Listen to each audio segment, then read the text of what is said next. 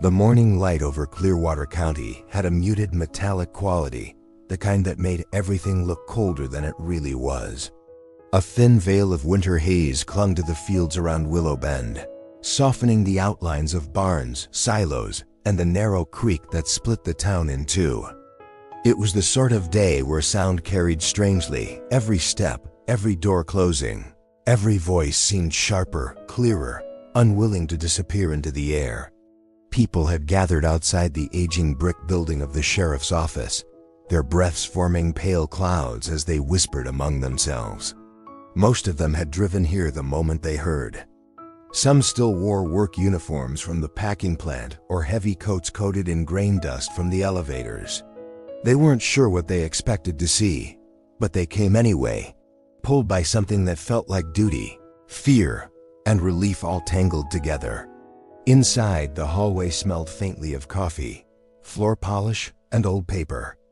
Officers moved with an unusual steadiness, not hurried, but focused, as though any sudden motion might unsettle the fragile balance of the moment. At the far end, behind a closed door, a man sat alone at a metal table. His wrists were free, but he held them close together, as if accustomed to restraint. His shoulders were tense under a worn canvas jacket, the fabric thinning at the elbows. His eyes flicked toward the small window in the door every time a shadow passed. No one said his name out loud in the hallway, but everyone knew it. They had memorized the face from old arrest records pulled from dusty files, and they had replayed the routes he once drove through town, the paths that intersected with the life of a girl who never made it home. 25 years had passed since the crime, and yet the fear he inspired had never fully dissolved. Now he was older, slower, but the weight of what he carried had not thinned with time. In another room, separated by two doors and a stretch of quiet hallway, Sergeant Evan Rourke reviewed the printed reports that had arrived from the lab only hours earlier. The pages trembled slightly in his hand, not from uncertainty, but from the enormity of what they represented. A partial genetic profile, amplified, verified, matched, and then matched again, the kind of evidence they once believed would never exist. It had been recovered from a single object sealed in evidence for decades, an object worn by a child on her last ordinary afternoon. Rourke set the report down and looked at the evidence pouch resting beside it. Even behind clear plastic, the faded yellow backpack seemed smaller than he remembered from the photographs frayed, softened, shaped by time and touch.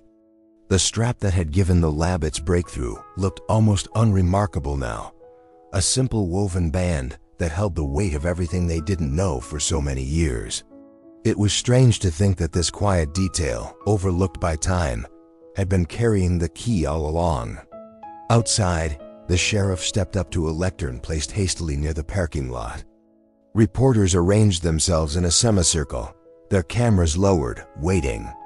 The townspeople edged closer, their eyes fixed on the man who had promised them updates for decades. He cleared his throat, though his voice remained steady when he finally spoke. After an extensive review by the Cold Case Division, he paused, letting the words settle. "We have made an arrest in the 1995 murder of Lena Markham." A hush fell over the crowd, thick and heavy, as if the cold itself paused to listen. Some bowed their heads, some clasped their hands. Some stared straight ahead, blinking against the sting of unresolved years suddenly rising to the surface. A few looked around reflexively, half expecting to see the girl herself, frozen at age 10, backpack slung over one shoulder, stepping out from behind the crush of memories. In the interview room, the man lifted his eyes when the door opened. Rourke entered with the slow, deliberate steps of someone carrying both truth and the burden of delivering it. He placed the evidence pouch on the table, but didn't push it toward the suspect. He only let it rest there, the yellow canvas catching the fluorescent light in a muted glow. The suspect's expression changed, not drastically, but enough. A small tightening around the mouth, a brief flicker in the eyes. He had not seen that backpack in 25 years, but something in him recognized it instantly. Rourke spoke quietly, almost gently, but with a firmness no one could ignore. "We found DNA," he said. On the strap, the suspect's breath caught for the briefest moment. It was nearly imperceptible, but to a trained investigator, it was everything. Silence followed, not the silence of uncertainty, but the silence that comes when the walls finally begin to crack. Back outside, the winter light grew sharper. The fields, the roads, the rooftops all looked somehow different, as if the town had been holding its breath for too long and could finally begin to exhale. For the people gathered, the arrest didn't erase the years of fear or grief, but it offered something they had not held in a long time, the feeling that truth, once buried, had finally found its way home. And yet, as powerful as this moment was, it was only the end of the story's final chapter. To truly understand what happened here, to understand how a child's walk home became a mystery stretching across a generation, there was only one place to begin. To understand how this began, we go back to 1995. The world of Willow Bend in the mid-1990s was quiet in a way that children rarely notice and adults often forget. Most mornings began with the low hum of grain dryers and the distant clatter of trucks on the county road. For 10-year-old Lena Markham, it was simply the background music of childhood, a soundscape she had grown up inside without ever questioning. Her world was smaller, softer, filled with routines she trusted, because everyone she loved had told her they were safe. Her mornings always began the same way. The furnace kicked on before sunrise, sending a warm breath through the vents while her mother moved around the kitchen preparing breakfast. The scent of toast and peanut butter drifted into the hallway as Lena shuffled toward the table with her hair slightly tangled and her socks mismatched. She liked mismatched socks. They felt lucky somehow. Her older brother teased her for it, but she only grinned, pulling one striped sock higher up her knee as if that made her point. She ate slowly, usually distracted by the small drawings she made in the margins of her homework. Animals with wide eyes, houses with curled smoke rising from the chimneys, little stick figures holding hands beneath crooked trees. She drew the world the way she wanted to see it. Simple, safe, warm. Her mother kept these sketches pinned to the refrigerator, layering new ones on top of old until the whole door became a collage of Lena's imagination. On most mornings, Lena's father had already left for work at the mill. Sometimes he left her small notes next to her cereal bowl. "Good luck on your spelling quiz. Help your mom today. Proud of you, kiddo." She folded them and hid them inside the small zipper pocket of her yellow backpack, where she kept everything meaningful. She never showed the notes to anyone, but she liked knowing they were close. They made her feel connected to him, even when he was miles away shifting lumber and inhaling sawdust. Lena walked to school every day with a small group of neighborhood kids, but she often drifted a few steps behind, slowing down to look at the sky or the slick trail of a snail on the sidewalk. She had a habit of stopping to tie her shoe, even when it didn't need tying. It was simply a quiet moment she enjoyed, a pause in the middle of chatter she didn't always know how to join. She wasn't shy exactly, but she lived in a world slightly apart from everyone else, observing more than she spoke. Her yellow backpack bounced lightly against her shoulders as she walked. The strap had begun to fray at the top, where she always tugged it tighter. She worried that one day it would snap, but she liked the bag too much to replace it. It had been a gift from her grandmother 3 years earlier, bright and cheerful, with 2 patches Lena had added herself. One was a smiling sun. The other was a lopsided cat that she'd sewn on crooked but refused to fix. She said it gave the cat personality. School was a place where Lena floated easily between groups. She wasn't the loudest or the funniest or the most athletic, but she was the child everyone instinctively trusted. If someone needed help with a book bag zipper or a broken pencil, she was the one they went to. Her teacher once told her mother, "She has the gentlest heart I've seen in a long time." Lena didn't hear that comment, but her mother wrote it on a sticky note and tucked it inside a drawer where she kept the things that made her proud. One of Lena's closest friends was a girl named Harper, who lived 3 houses down and had a dog that barked whenever they hopped over the small wooden fence behind her yard. They spent afternoons drawing on the sidewalk with chalk, trading stickers, and making elaborate plans to build a treehouse despite neither of them being allowed to use a hammer. Sometimes they lay flat on the grass staring at clouds, deciding which ones looked like dragons or rabbits or cotton candy. Harper was louder and braver, but Lena grounded her, softening the edges of her restless energy. The Markham home was simple but warm. The living room carpet was worn thin in front of the couch, and the wallpaper in the hallway had small scratches from years of kids brushing past with backpacks. Lena had a bedroom filled with little treasures. Books stacked in uneven piles, a jar of polished stones from the creek, a music box shaped like a carousel, and the small lamp she kept on her knitstand, with a shade patterned in tiny yellow stars. When she couldn't sleep, she turned the lamp on and traced the stars with her finger until her eyelids grew heavy. Her parents worried about money sometimes, though never around the children. Her father picked up extra shifts. Her mother offered to babysit for neighbors. Through it all, Lena remained blissfully unaware, living in a bubble of childhood resilience. She believed problems were things adults fixed quietly while she slept. As autumn settled over Willow Bend and the mornings grew colder, Lena began wearing a navy jacket over her school clothes. She zipped it high and tucked her chin into the collar. Her breath formed small clouds that dissolved in the crisp air. The fields around her turned a patchwork of brown and gold, the stalks shaved down to stubble that rattled softly in the breeze. The walk to school changed with the season, growing frostier and more subdued, but Lena didn't mind. She liked the way the world felt still in the morning. There were tiny rituals she never skipped. She always touched the big oak tree at the corner of Willow Bend Road, tapping the bark twice before continuing. She believed it brought good luck on spelling tests. She also kept a small keychain clipped to her backpack, a plastic charm shaped like a star. It wasn't fancy, but she liked the click it made when she swung her bag onto her shoulder. That sound, light and quick, became part of her daily rhythm. Her last day began like any other. The furnace hummed softly as she rolled out of bed. Her mother was already in the kitchen packing lunches. A thin layer of frost covered the backyard, turning the grass into a sparkling sheet of white. Lena rubbed the window with her sleeve, leaving a small circle of clarity. She smiled at the sight of her father's boot prints leading toward his truck. She liked knowing he had been there minutes before. She dressed quickly, striped socks, her favorite corduroy pants, a sweatshirt with a faded cartoon character. She brushed her hair with 2 quick strokes and then stopped, satisfied with the slight wave it fell into. Her mother handed her a paper bag lunch and tucked a folded note into the top. Lena didn't open it.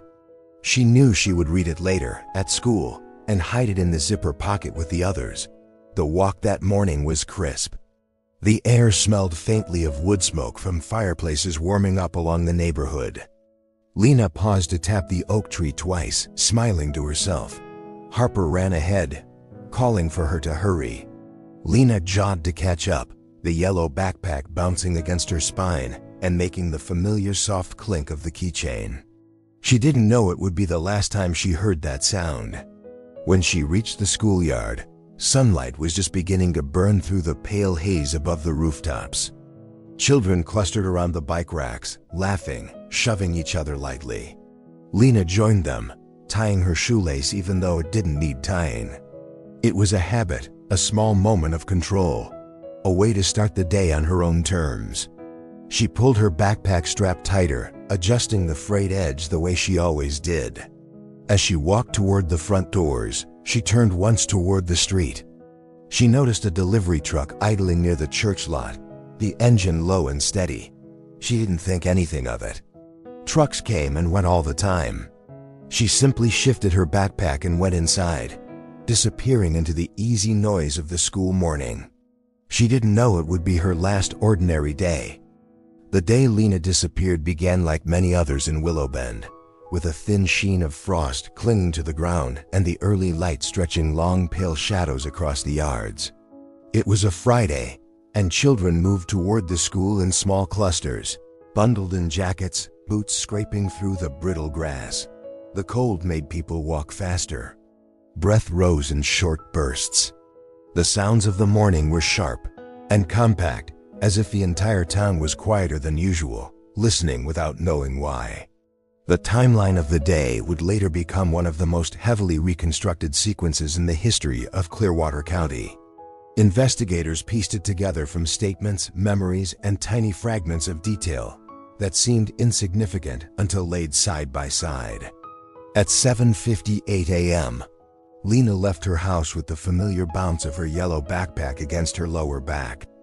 Her mother watched from the doorway for a moment, long enough to see her tap the bark of the oak tree at the corner. 2 taps, always the same. A ritual she clung to without ever explaining it. At 8:03, she joined Harper near the church fence, and the two walked toward the schoolyard, leaning into the cold, their steps nearly synchronized. At 8:10 a.m., a neighbor walking her dog saw the pair crossing the cracked sidewalk that ran alongside Willow Bend Elementary. She later remembered the yellow backpack clearly. It stood out against the dull colors of winter. Lena tied her shoe again, out of habit more than necessity, and then ran the last few steps to the front doors. Classes started at 8:20. Inside the building, the air was warmer, humming with the noise of children shaking off the cold. Teachers ferried students to classrooms. Backpacks thudded onto desks, lockers clicked shut, the familiar rhythm of a school morning taking shape. Nothing appeared unusual. Lena worked on a short vocabulary quiz, lent a pencil to a younger student, and listened to the teacher read a paragraph from a science book about migration patterns. At 10:03 a.m., she was seen in the hallway heading to the restroom. A pair of 6th graders recalled her smiling silently as she passed. Nothing seemed off. No one noticed anything unusual near the bathrooms. No stranger, no lingering adult, no one who didn't belong. She returned to class within 3 minutes. Recess began at 10:45.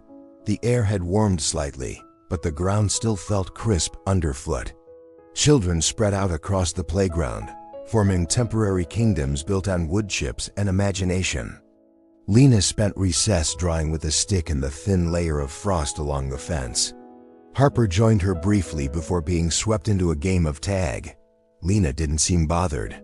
She traced shapes, circles, small houses, a crude outline of a cat, before brushing them away with her boot.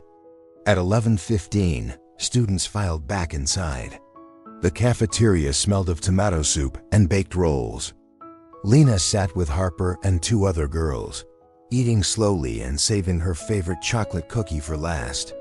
She laughed at something Harper said, a small moment witnessed by several classmates who would remember it only because it was the last time they saw her relaxed and unhurried. The afternoon moved on predictably. Math worksheets, quiet reading, and a short film on the solar system. By 2:37 p.m., coats were being zipped, books stacked, and children lined up at the door.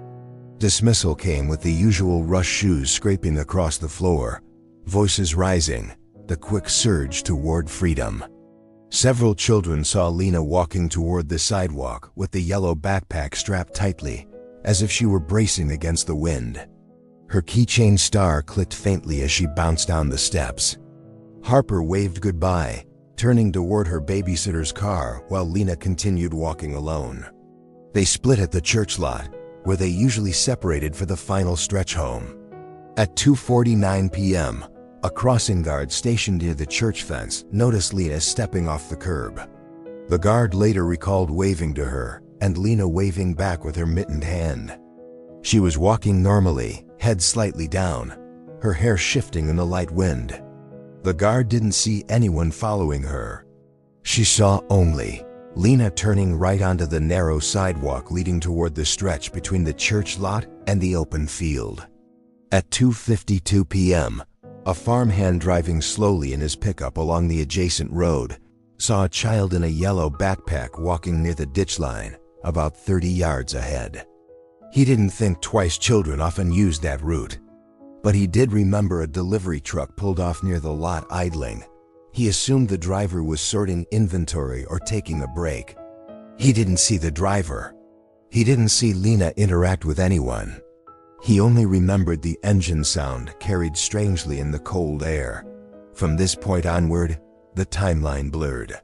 The distance between the church lot and Lena's home was less than a 10-minute walk. A straight route, lined with low brush and the remains of last season's crops. Nothing obstructed the view. Nothing offered cover except a thin fringe of trees near the irrigation ditch. At 3:07 p.m., Lena's mother glanced at the clock. She wiped her hands on a dish towel and looked out the front window. The sidewalk remained empty. It wasn't alarming yet. Some days, Lena took longer, stopping to tie her shoe or admire a bird perched on a fence line. By 3:18 p.m., concern began to knit itself across her mother's brow. She stepped onto the porch, scanning the direction of the school. The wind had picked up, carrying the distant hum of farm equipment. No sign of her daughter. At 3:23, she called Harper's mother, who confirmed that Harper was already home. A sliver of cold crept into Lena's mother's stomach, spreading slowly as she hung up the phone. At 3:29 p.m., she set out walking the route herself, her boots crunching through the brittle grass. She called Lena's name near the church lot and waited for a response that didn't come. She saw no yellow backpack, no small figure running to meet her. She kept walking, her footsteps growing faster, her breath sharp and painful. By 3:50 p.m., she returned home and called the sheriff's office. The search began within minutes. Deputies canvassed the neighborhood, asking questions, retracing her route. Volunteers formed lines across the fields, sweeping through stubble and brush. A deputy shined his flashlight into a culvert near the irrigation ditch, finding only mud and stagnant water. The sun dipped lower and the wind grew harsher, biting at faces and numbing fingers. The air took on a stillness that made voices echo strangely. As night deepened, the search widened. Dogs were brought in but struggled to maintain a consistent trail. The ground was too cold, the scents too fragmented. Deputies interviewed the crossing guard, the farmhand, and several drivers who had passed through the area. The delivery truck sighting became a point of interest, but no one remembered a license plate, and the company logos on such trucks often blurred in dim light. The first full night ended with no sign of Lena. The next day brought more volunteers, more questions, more dread. News spread quickly. Flyers went up on telephone poles and storefront windows. Searchers combed the creek bed and the tree line, calling her name until their voices cracked. The cold air amplified every small sound, branches snapping, leaves shifting, but none of it belonged to Lena. It wasn't until the third day that the discovery occurred. 2 volunteer searchers, a retired postman, and a high school coach walked the boundary, where farmland met a small patch of second-growth woods. The area wasn't thick, but the tangle of bare branches and low brush made it feel like a fringe between two worlds. The ground dipped slightly near the creek, where runoff collected in shallow puddles. The postman noticed something first. A small glint of metal half buried in the dirt near the base of a sapling. He crouched and brushed away the layer of cold mud. It was a zipper pull, bent and scratched. Attached to it was a strip of yellow fabric, stiff from the cold. His breath caught in his throat as he recognized the color. The coach stepped closer, scanning the ground. A few feet away, he saw the imprint of shoe treads in the softened earth, distorted by moisture and time, but unmistakably from a child's small boot. Beyond that, the ground showed signs of disturbance, a scuffle or a drag, the details muted but present. The searchers called for assistance, their voices steady but heavy with fear. Deputies arrived, marking the site silently. A few yards deeper into the tree line, partially concealed by fallen branches, lay the body of a child. The description would later remain deliberately sparse out of respect for the family, but the scene, though difficult, showed no signs of wildlife interference or long-term exposure. She had been placed there carefully, almost hidden, yet not buried, as if someone expected the woods to keep their secret. Lena's yellow backpack was not on her body. It was found 6 feet away, lying on its side, one strap torn. The zipper pocket where she kept her father's notes was open, the lining damp.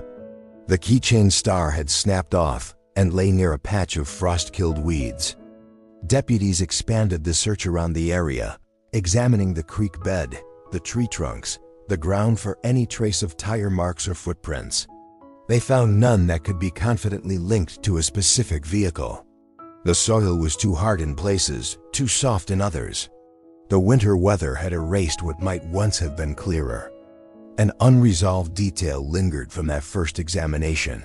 Near the edge of the tree line, in a spot where the ground sloped gently downward, they found a single red fiber embedded in the bark of a fallen branch.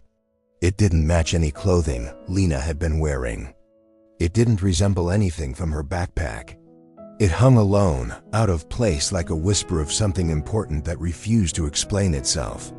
In the coming weeks, the investigation would expand, deepen, unravel, and reform.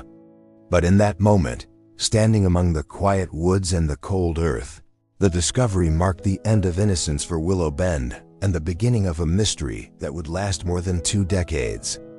The investigation that followed Lena's discovery moved quickly at first, fueled by urgency, fear, and the collective instinct of a community trying to make sense of something that defied sense altogether. The sheriff's office expanded its perimeter, questioned everyone within walking distance of the church lot, pulled school records, and mapped every vehicle that passed through the area that week. But cold air, wet soil, and time had already erased the clarity they needed. What remained were impressions, half-truths, shadows of possibilities, none of which aligned cleanly with the evidence. In the first week, deputies focused on the delivery truck the farm hand had seen idling near the lot. They contacted every delivery company operating in Clearwater County in 1995. Drivers were brought in, schedules reviewed, manifests examined for irregularities. One driver, a man named Dalton Reeves, stood out because his route had changed abruptly the Monday after Lena vanished. Reeves insisted the shift was routine. His supervisor backed him up. His truck logs appeared legitimate. Still, he became the first serious lead. Interview recordings from that month show Reeves sitting stiffly in a plastic chair, answering questions in short, flat sentences. He described his route in careful detail, insisting he never saw Lena. He said he sometimes idled near the church lot because the heater in his truck worked better when the engine was running. The deputies pressed him, reminding him that a truck like his was seen near where Lena was last spotted. Reeves repeated that he wasn't the only driver who used that road. When his alibi was confirmed by 2 co-workers and a time-stamped fuel receipt, the lead dissolved. Investigators were left with the same old uncertainty, only heavier. Another suspect emerged 3 months later, a drifter who had been camping near the river and was spotted in town the week of Lena's disappearance. He had a history of trespassing and petty theft. His presence unnerved some residents who insisted he looked like the type capable of harming a child. Deputies tracked him to a shelter in a neighboring county. He was tired, gaunt, wearing clothes that didn't fit him. When they questioned him, he stared at the floor and shook his head slowly, saying he didn't even know the girl's name until he saw the missing poster. He passed a polygraph. His belongings were searched. Nothing linked him to the crime. He was released, leaving behind a wave of embarrassment among those who had pointed to him so confidently. By spring, the investigation turned toward the red fiber found at the tree line. It became the centerpiece of their forensic hope, analyzed repeatedly under different light sources.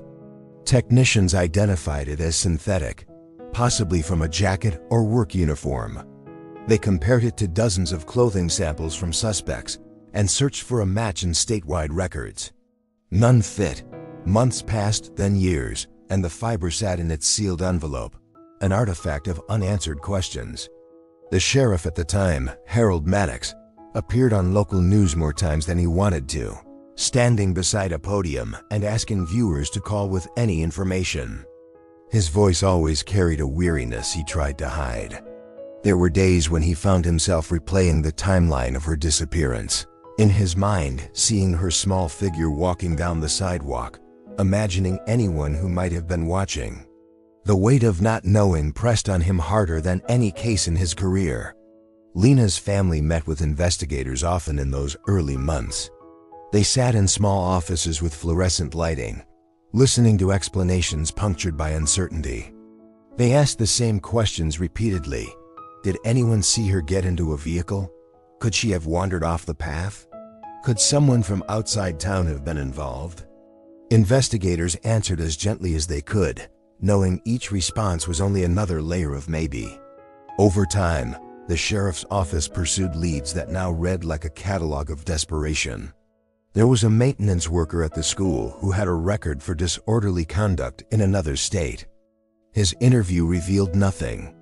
There was a distant relative visiting the area that week whose timeline didn't fully add up. He was later cleared when the restaurant he had eaten at turned over receipts confirming his whereabouts. There was even a rumor about a disgruntled former mill worker who had been seen wandering near the creek, muttering to himself. Deputies found him miles away, intoxicated and unable to speak coherently. He had no connection to the case. As months stretched into years, the interviews grew colder, harder, memories faded, witnesses moved away. Distance softened the sharp edges of what people thought they had seen. Some contradicted themselves unintentionally, convinced they remembered details that had been swallowed by time. Others refused to speak at all, afraid of being wrong again. At the 2-year mark, the sheriff's office received a call from a woman claiming her ex-husband had confessed to kidnapping a girl in Willow Bend. She sounded frightened, her voice trembling through the line. She said he had grown violent recently, paranoid. Deputies rushed to find the man, but he denied everything. His alibi for the day of Lena's disappearance checked out. The woman later admitted she had exaggerated after an argument. The file gained weight while the truth remained where it had always been out of reach. Lena's teacher, Mrs. Clay, visited the sheriff's office every few months to ask about progress. She brought copies of her class photo, hoping it might help spark a memory for someone interviewed later. She told investigators she felt guilty. She should have noticed something, she said. She should have walked with Lena those last few steps. The investigators reassured her, gently but firmly, that what happened was not her fault. But she still left with her shoulders tight and her gaze lowered. The Markhams endured even more. Every anniversary brought interviews, news crews, and the same questions rephrased. People meant well, but their sympathy often reopened wounds the family tried to stitch closed. Lena's mother kept her daughter's room largely unchanged for years. The drawings on the fridge slowly curled at the edges. The yellow lamp on her nightstand collected dust. Her father grew more withdrawn, carrying the weight of every lead that failed, every hope that crumbled. Investigators cycled through shifts, promotions, retirements. Some worked the case briefly. Others carried it for years. Detective Leonard Griggs became the unofficial heart of the investigation. He spent late nights staring at maps and handwritten notes, convinced the case was solvable. He tracked down old delivery routes, followed rumors about transient workers, and reviewed files until the pages grew soft from handling. But every lead faded into the same thin air. One winter evening in 2002, Griggs sat alone in the file room, staring at the evidence box. He pressed his hand against the cardboard and felt the soft give of worn edges. He knew the case was slipping away, the way unsolved cases do quietly, without ceremony, absorbed by the weight of new emergencies. He pulled out the yellow backpack one last time without unsealing it, letting the faded fabric remind him of what was at stake. When he finally returned it to the box, he wrote a small note in cramped handwriting. "Do not destroy. Future testing required." He slipped it beneath the twine and closed the lid. The note was not a statement of confidence. It was a plea. By 2005, the case had cooled significantly. The sheriff's office still revisited leads, but fewer came in. The media shifted focus. New families faced new tragedies. Willow Bend, worn by the years, began to fold the story of Lena's disappearance into its identity, the way small towns do when they have no choice but to live with unanswered questions. In those years, investigators tried technical solutions that were ahead of their time. Early DNA testing yielded nothing reliable from the backpack strap. The samples were too faint, too degraded, too mixed. Labs admitted they lacked the tools to extract meaningful information. The red fiber was retested, but its origin remained a mystery. Tire impressions near the creek could not be matched to a specific model. Fingerprints lifted from the backpack were too smudged to be useful. Investigators tested the creek bed for additional evidence and found only debris washed in from storms. They revisited the delivery company that Reeves worked for, interviewing new supervisors and reviewing old paperwork. Nothing new emerged. Reeves himself had moved out of state and refused additional interviews. Without probable cause, deputies could not compel him to return. There were occasional flares of hope. In 2008, a tip from an inmate claimed a fellow prisoner had bragged about involvement in a girl in Missouri, but the inmate recanted. The timeline didn't match. The claim collapsed. In 2011, a newly hired deputy believed he had identified a vehicle seen in the area, a faded red van owned by a man with a minor criminal history. But the man had sold the van years earlier, and no records remained. The trail evaporated. By 2015, the case file filled an entire drawer. Photographs faded. Statements blurred at the edges. Detectives who once vowed to solve the case found themselves repeating the same lines. "We retrying. We're still looking. We haven't forgotten." The words tasted stale, worn down by too much repetition. Lena's parents attended fewer meetings with the sheriff's office. Each conversation ended the same way: apologies, reassurances, offers of counseling. The quiet ache of disappointment. Her mother stopped asking for updates as often. Her father rarely spoke about the case at all. In 2017, the file was officially classified as a cold case. It wasn't announced publicly.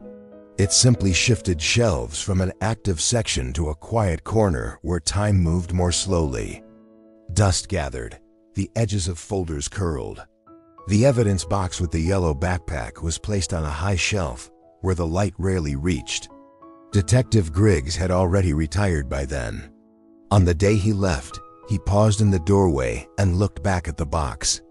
He said nothing.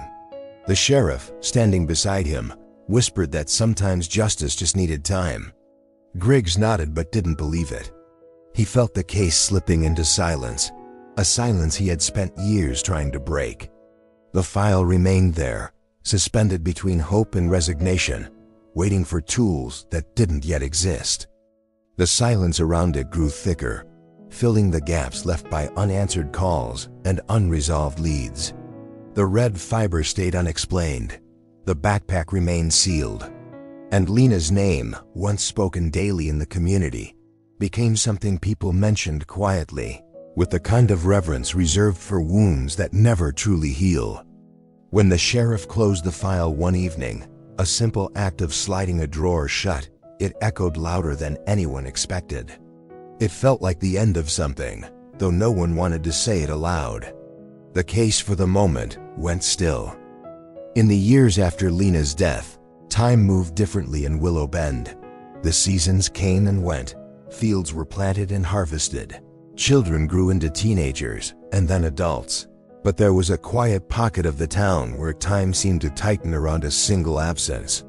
For the Markham family, the days continued because they had to, but each one carried the faint echo of a life that had once filled their home with small footsteps, a bright voice, and a click from a plastic SAR keychain.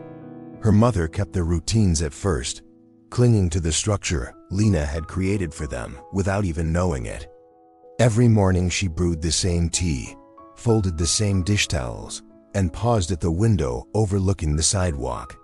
She watched children walk toward the school, their backpacks bouncing lightly. The yellow ones made her breath catch. She would steady herself on the edge of the counter until the moment passed. Some days she didn't fully recover. Others she found herself able to turn away, at least for a while.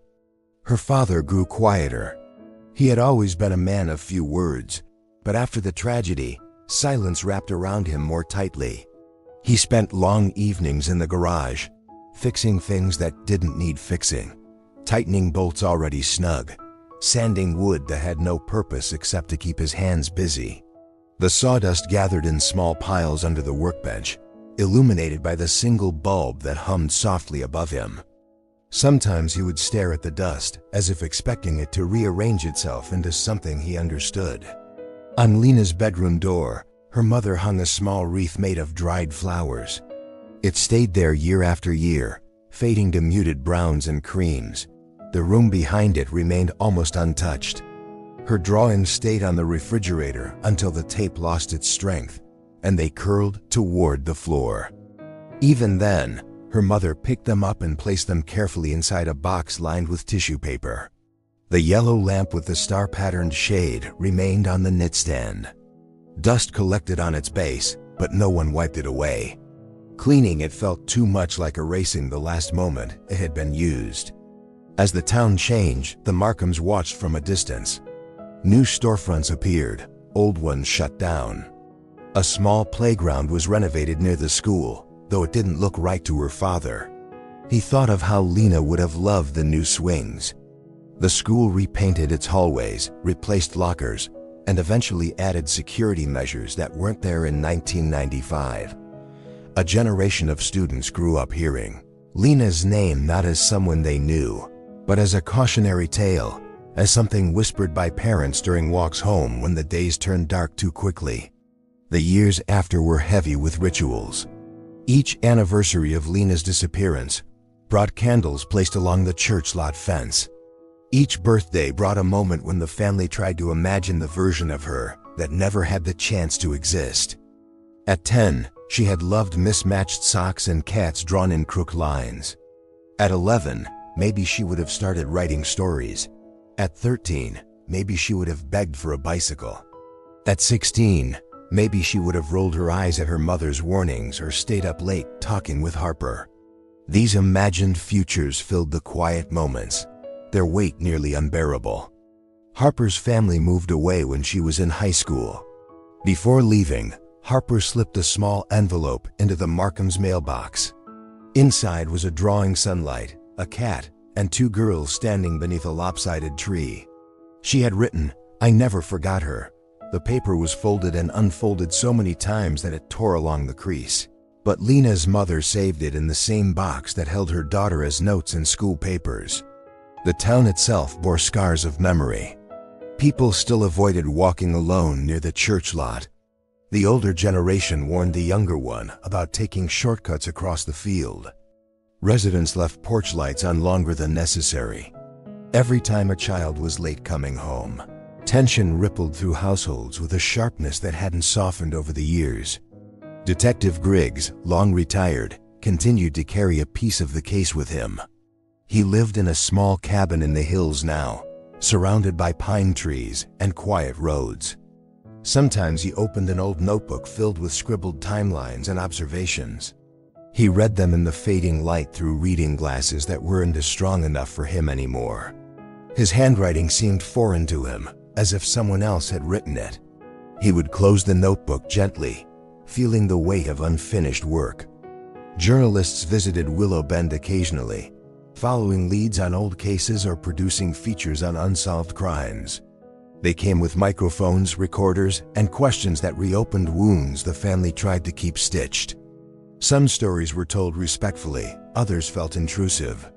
Lena's mother learned to decline interviews, though her voice trembled every time she said, "I'm sorry. I can't talk about this today." Reporters left notes at the porch, which her father disposed of quietly. Time's passage showed itself most clearly in the Markhams' faces. Lines deepened, hair thinned and grayed. Shoulders curved slightly forward. Yet in old photographs, Lena perched on her father's shoulders, or curled beside her mother on the couch. Their younger selves looked frozen in a moment, unscarred by loss. Those photos remained in frames around the home, their colors fading gently. Through the decades, a small but steady thread of hope persisted. It was not loud, it was not bold. It lived in quiet corners, in the memory boxes, in the wreath on the door, in the ritual of lighting a candle on anniversaries. It lived in the idea that someday, technology might reveal what time had concealed. In the mid-2000s, whispers of new forensic methods appeared in news headlines. DNA techniques improving. Laboratories testing smaller and smaller samples. Cases solved based on evidence that had once seemed unusable. Lena's mother clipped these articles meticulously.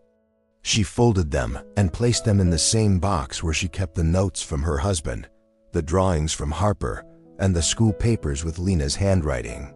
She didn't fully understand the science, but she understood one thing. Something new was coming.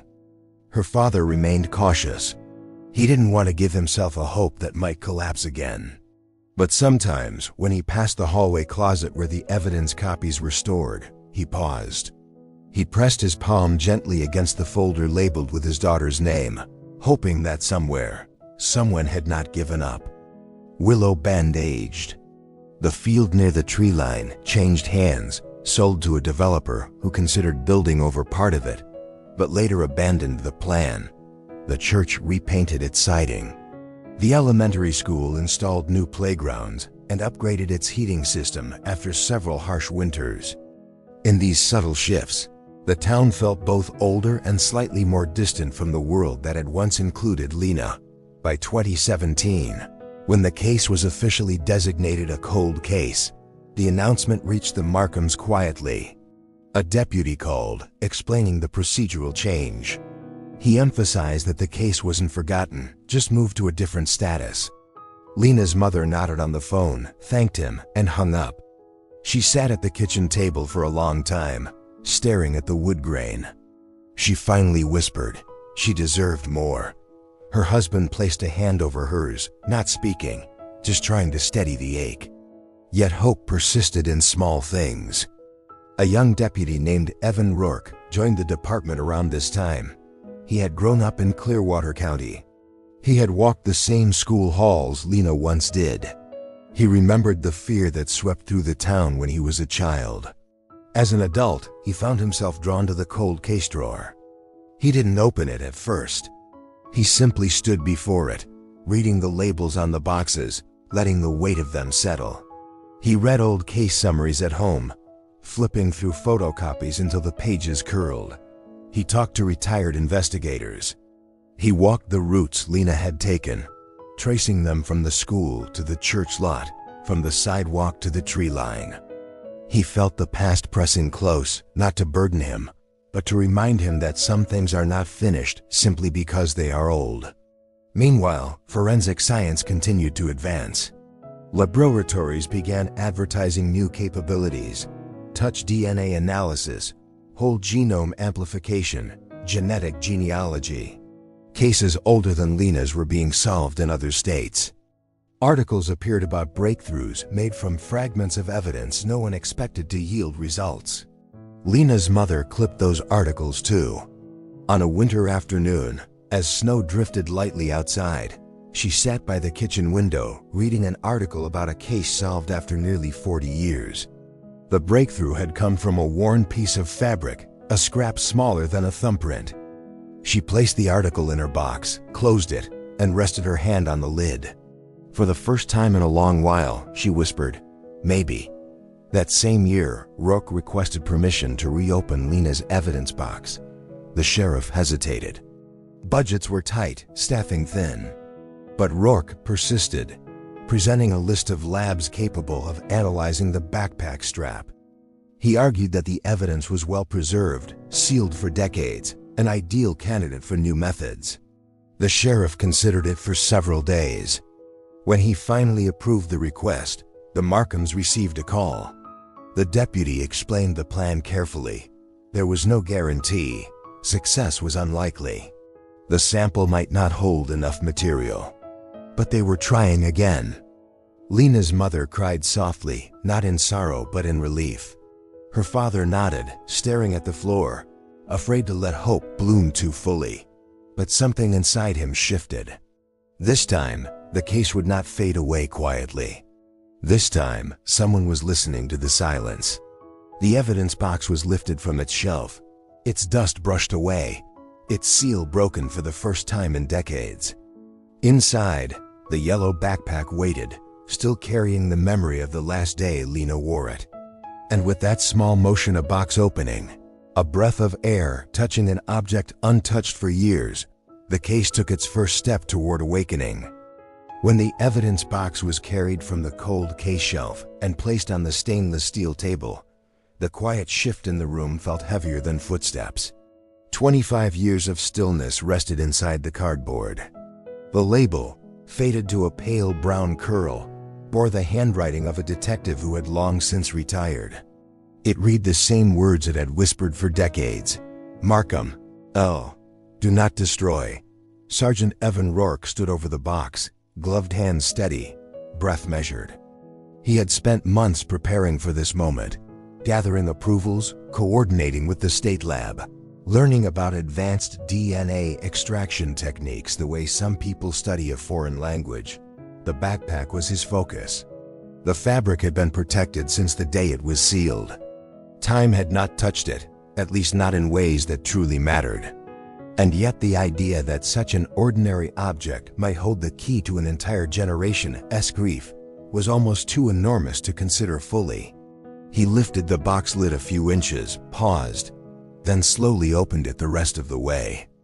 Inside, wrapped within a clear evidence pouch, lay the faded yellow backpack. It looked more fragile than he expected. The canvas slumped slightly, as if tired from carrying memory for too long. The star-shaped keychain was gone, but its imprint remained in a faint outline rubbed into the fabric. The frayed strap, worn from years of small hands tugging it into place, rested like a folded question waiting to be answered. Rourke transported the backpack to the Riverton Forensic Laboratory, a building humming with technology far beyond what existed in 1995. The corridors smelled of ethanol wipes and circulating filtered air. Scientists moved with calm precision, their steps making barely a sound on polished floors. He signed the custody transfer and stepped aside as Dr. Marisa Chen, a specialist in ultra-low copy DNA extraction, entered the room. She observed the backpack with a steady clinical reverence. It was not a personal object to her, not a relic of childhood. It was a vessel of possibility, a fabric archive containing microscopic traces of truth. She tilted the evidence pouch under bright, cool light. The canvas glowed faintly along the edges where it had once brushed against a jacket sleeve, a hand, the cold air of a November afternoon. Chun documented the condition of the backpack, described the visible wear, then prepared the area for microsampling. The strap was their best chance. Fabric at the seam where fingers might have grasped it, fibers compressed in ways consistent with rapid movement or force. She selected a 3mm square from the inner weave, extracting it with a scalpel tiny enough to be mistaken for a pen nib. The fragment was placed into a microtube, sealed, and transferred to the extraction suite. Hours dissolved into the mechanical rhythm of the lab. Machines clicked, word cycled. Reagents flowed like clear rivers through narrow channels. Under magnification, the fabric fibers appeared as twisted canyons, valleys where skin cells barely visible even under extreme zoom might cling in the spaces between threads. Each step required patience bordering on devotion. The first extraction yielded only environmental contamination. Soil, plant residue, minute particles of detergent. The second sample held slightly more promise, but the signal was too faint to analyze. It wasn't until the third sample, the smallest, taken from the buccal seam, that something shifted. A spike appeared on the electropherogram, clear enough to make Chun lean closer. A partial nuclear DNA, a profile. Not enough to enter CODIS, but enough to build upon. She initiated whole genome amplification. The process felt like coaxing a dim light to brighten without letting it burn out. The DNA strands, fragmented by time, were replicated with enzymes designed to correct imperfections. After the third amplification cycle, a viable genomic sequence emerged, a fragile, trembling thread of identity that had waited in silence for 25 years. Rourke received the call at 9:14 p.m., Chun's voice was steady, but the undercurrent was unmistakable. "We have something. It's partial, but stable. I can work with it." He closed his office door and let the words settle. Something. After decades of nothing. After families aged and detectives retired, and Willow Bend learned to speak only in hushed tones about the girl with the yellow backpack, the world finally whispered back. Chun sent the genetic file to the genealogical analysis team. Their work was part science, part history, part detective intuition. The DNA was uploaded into a secure database, searched for familial matches, and linked to a constellation of ancestral lines stretching across the Midwest. At first, the connections were distant fourth cousins, relatives twice removed. But with each cross-reference, the tree tightened its shape, narrowing toward a single family branch with roots in Clearwater County. One surname recurred: Haller. Rourke read every entry, tracing marriages, relocations, births, deaths. One name clicked into place like a puzzle piece dropped into the correct spot: Raymond Ray Haller. Born 1967, former delivery driver. His truck route passed Willow Bend Elementary every weekday. And he had moved counties less than a year after Lena's death. It was enough to begin surveillance. For 3 days, investigators followed Haller through ordinary routines, fueling his truck, buying groceries, walking to a pay lake where he fished alone. They watched, waited, and prepared for the moment he would discard something they could legally collect. On the 4th day, at a rural gas station, Haller drained a plastic bottle of iced tea and set it on the ledge beside the pump. He paid inside, walked to his truck, and drove away. Rourke picked up the bottle 10 minutes later, gloved hands steady. The bottle contained what they needed: saliva residue, skin cells, droplets left behind. Back in the lab, Chun analyzed the sample. The DNA profile was strong, complete, and unmistakable. When compared with the partial profile extracted from the backpack strap, it matched with overwhelming certainty. But then a twist surfaced. During analysis, Chun detected a second profile faint, incomplete, but present. A familial pattern close enough to suggest a blood relation. Female. Teenage at the time Lena disappeared. Records revealed the existence of Haller's younger sister, Teresa, who had died in 2003. She had lived in Clearwater County during her teenage years. Her school was in walking distance of the church lot. She and her brother had shared rides often, especially when he worked late. Her DNA, like his, appeared on the backpack strap. This was not merely a story about a man. It was a story with a wider shadow one that extended into a family whose dynamics remained sealed by years of silence. The scientific revelation reshaped the case instantly. Investigators realized that the original timeline had been too narrow, too focused on singular actions rather than overlapping connections. The presence of Teresa's DNA did not change who committed the crime, but it illuminated the environment in which it occurred. The past became clearer, sharper. Patterns that once looked like coincidences now felt like inevitabilities. Haller was arrested before sunrise the next morning. Officers arrived at his home just as frost was beginning to spread across the ground. He opened the door wearing a worn jacket, confusion flickering into dread the moment he saw the badges. When Rourke placed the evidence photograph of the yellow backpack on the kitchen table, the man's shoulders sagged.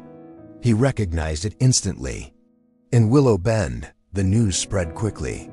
People gathered outside the sheriff's office, some holding onto each other, some standing alone with tears streaming quietly. A few whispered prayers. Others simply stared at the building with expressions that shifted from shock to something softer: relief, maybe, or the fragile beginnings of peace.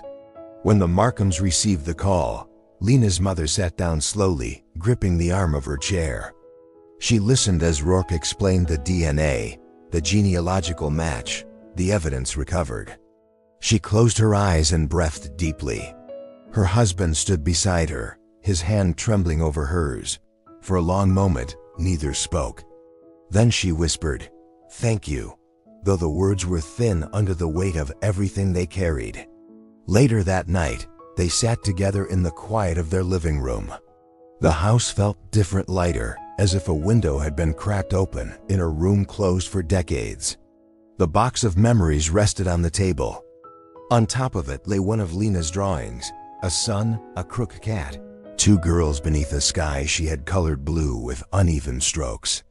For the first time in 25 years, the silence around them didn't feel like a wall. It felt like something finally breaking.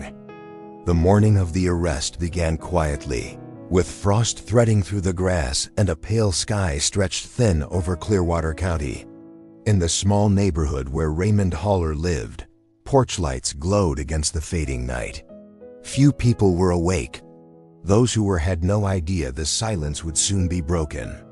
When officers arrived at the modest single-story house, they did so without hurry, without urgency, moving with the steady calm of people who understood the gravity of what they were about to do. The knock on the door was firm. A shuffle of movement followed, then the muted creak of hinges.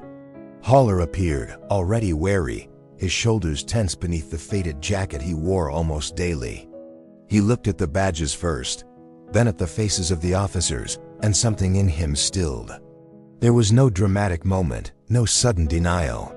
Just a slow exhale, as though he had sensed this day approaching long before it arrived.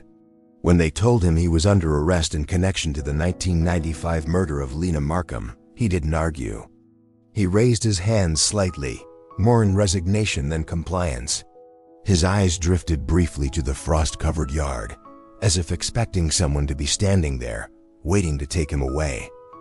The ride to the sheriff's office was uneventful. Haller sat in the back seat, his expression blank, hands resting quietly on his lap. The road passed stretches of farmland, bare trees, and quiet fields that looked almost identical to the ones he had driven past years ago, day after day on the route that eventually led him into the heart of this investigation. As the vehicle turned toward town, the rising sun cast a thin amber light across the rooftops. Somewhere, in a house not far from the school, the Markhams were waking to the news that would change the shape of their grief. Inside the sheriff's office, Haller was led to an interview room. He sat at the metal table, fingers intertwined, shoulders hunched. When Sergeant Rourke entered, he carried a file in one hand and a single evidence photograph in the other. The photograph was placed on the table gently. It was an image of the yellow backpack, the frayed strap, the faded fabric, the imprint where the star keychain used to hang. Haller stared at it for a long time, then his gaze shifted away.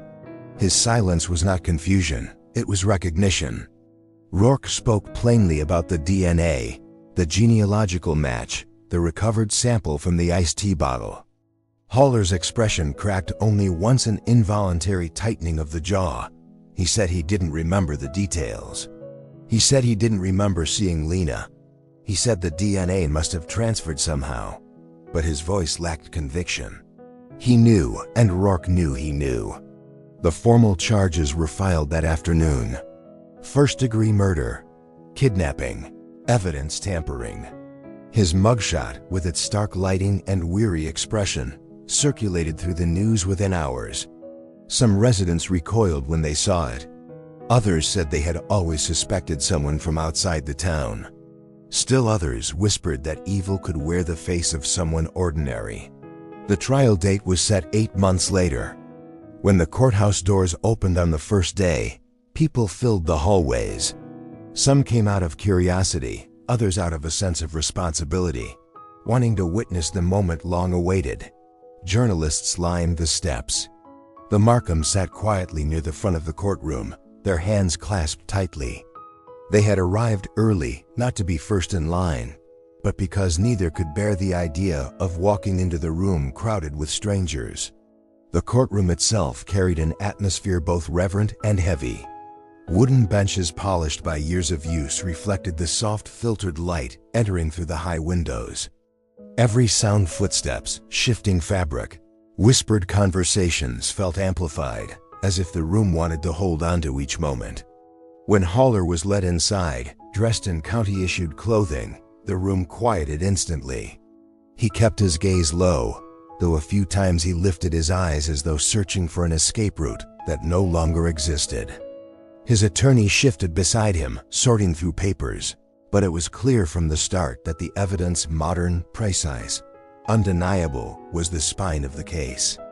The prosecution began with the timeline, methodically reconstructing Lena's last day. Then they introduced the yellow backpack. It lay on the evidence table, still sealed in its clear pouch. Its faded fabric seemed to pull the room inward. People stared at it as if it were a fragile relic, sacred and devastating. The prosecutor described the frayed strap, the microsamples, the 3 failed attempts, and the 1 successful extraction that finally produced the DNA profile. Dr. Chun took the stand next. She explained the science in measured terms, walking the jury through each step of the amplification process. Her tone was calm, clinical, unyielding. The courtroom remained silent as she described how the DNA recovered from the strap matched Haller's profile from the discarded bottle. She also explained the faint, secondary profile, the one belonging to his sister, Teresa, and how its presence shaped the timeline of possible contact. A murmur traveled through the room when she finished. Not shock exactly, but a collective shift in awareness. The evidence was no longer theoretical. It had been placed before them with precision. It had waited for technology to catch up, and now it stood unchallenged. Haller's defense tried to suggest contamination, accidental transfer, mishandling of evidence. But each argument unraveled when confronted with the sealed chain of custody, the lab reports, and the preservation of the backpack. Every attempt sounded thinner than the last. Near the end of the trial, the prosecution played a segment of the genealogical tree, projected in simple lines. It showed how distant relatives connected back to one branch, one name, one man whose route passed Lena's path daily. Each line on the chart felt like a thread tightening around the truth. Throughout the testimony, the Markhams sat with stoic faces. Lena's mother kept her fingers lightly pressed against her necklace, as though holding herself together. Her father occasionally closed his eyes when difficult moments surfaced, but he remained steady. On the final day, the courtroom filled beyond capacity. People stood along the walls. Others waited outside in the cold. The jury returned after several hours of deliberation. When they filed in, the air thickened with expectation. The foreperson stood, holding the verdict slip. Her voice trembled slightly as she read the words aloud. Guilty. There was no applause, no outward celebration. Just a collective breath-long low and almost fragile. The Markhams lowered their heads. Tears slid down Lena's mother's cheek. Her husband placed a steady hand on her back, grounding her as she quietly wept. Rourke exhaled in a way that suggested he had been holding his breath for months. Haller did not react visibly. His expression remained fixed, somewhere between resignation and vacancy. He was led away without resistance, cuffs clicking softly around wrists that had once carried boxes-driven trucks and for a brief moment, in 1995, intersected with the life of a child who deserved far more than the fate he gave her. After the courtroom emptied, the Markhams remained seated for a while. Neither spoke. They simply listened to the quiet, the empty benches, the soft rustle of papers being tucked away. When they finally stood, the light from the courthouse windows fell across them, illuminating the lines of age, pain, and endurance etched into their faces. Rourke approached them, hesitant. He didn't try to offer comfort or explain what the verdict meant. Instead, he said only, "We didn't forget her." Lena's mother nodded, eyes still wet. "She waited," she whispered. "And you listened." Outside, the cold air met them with a gentleness that felt unfamiliar. People stood scattered along the steps, watching with subdued reverence as the family walked through the crowd. Some placed hands over their hearts. Others bowed their heads. For the first time in decades, the weight pressing down on Willow Bend shifted. It did not vanish, but it softened, giving space for something new, the small, steady possibility of healing. In the months after the verdict, Willow Bend seemed to exhale in a way no one had realized the town had forgotten how to do. The fields thawed into the soft green of early spring. Children rode their bikes past the church lot again, and porch lights gradually returned to their regular glow. Nothing erased the past, but something subtle shifted, like a long tense string finally easing its hold. For the Markhams, life did not suddenly brighten.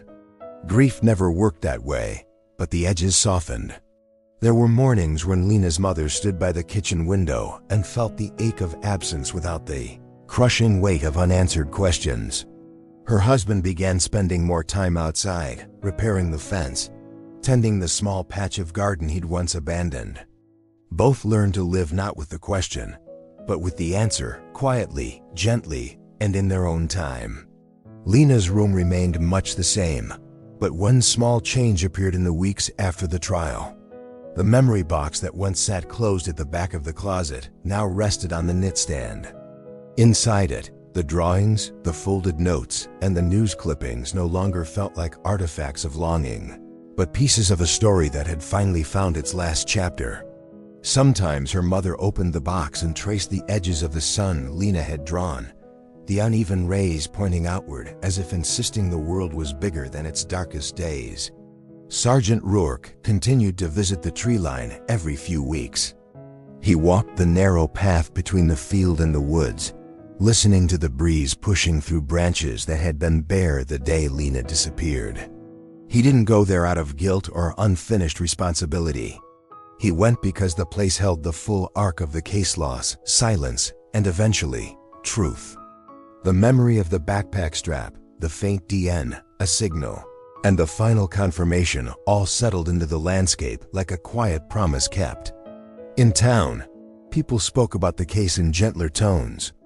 Parents reminded their children to stay close, but the words no longer trembled with fear. Teachers told new students that once long ago, a girl who loved mismatched socks and small drawings had walked the same hallways. They did, and that her story had taught the town how to protect one another with more care.